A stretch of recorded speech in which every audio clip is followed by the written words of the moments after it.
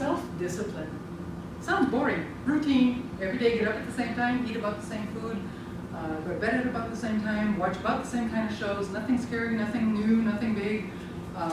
Sounds boring, but actually, that routine, it's not quite OCD, but it's stabilizing. My body is healthier because I don't try too many spices together or too many flavors at the same time, or I don't eat too many different kinds of foods all together. So I'll have a little bit of here, I'll wait a couple of days and I'll have a little bit of that, I'll wait a couple of days. So it's a little dose. And that's discipline. I'm not on a diet. I don't believe in diet. I eat whatever I want. Ice cream, Dairy Queen, coffee, donut, you name it. But I choose the portions. I go to restaurants and as much as I eat, portions are way too big. Salt is everywhere. But that's what restaurants do now. But not every day, not every week. For this conference, my husband and I have a cupboard with rum. We have rum and coke. We have wine. Sometimes vodka, sometimes whatever. But for this weekend, from Friday to tonight, no alcohol. That's my self-discipline, to honor the spirit of those who suffered. Nobody needs me to come in here smelling like a beer when they've struggled with alcoholism in their family.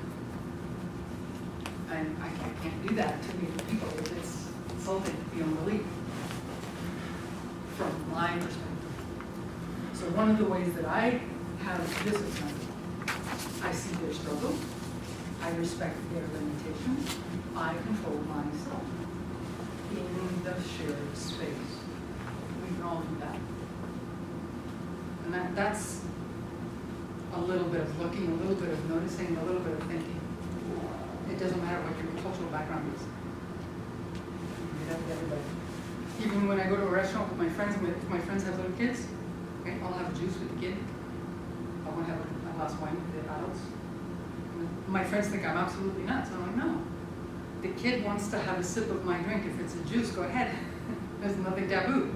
And the kid's like, oh, that's boring. And they leave it alone after.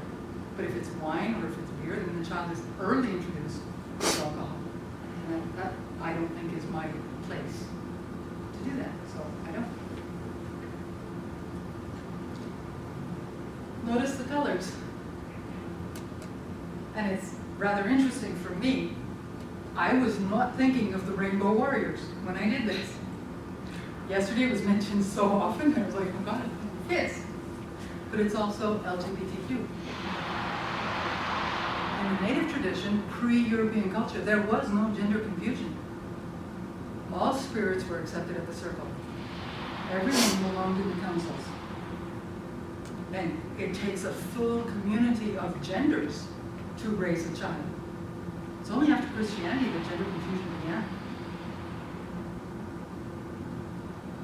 So, within the indigenous culture, and I'm going to use a violent word, rape, happened at many levels.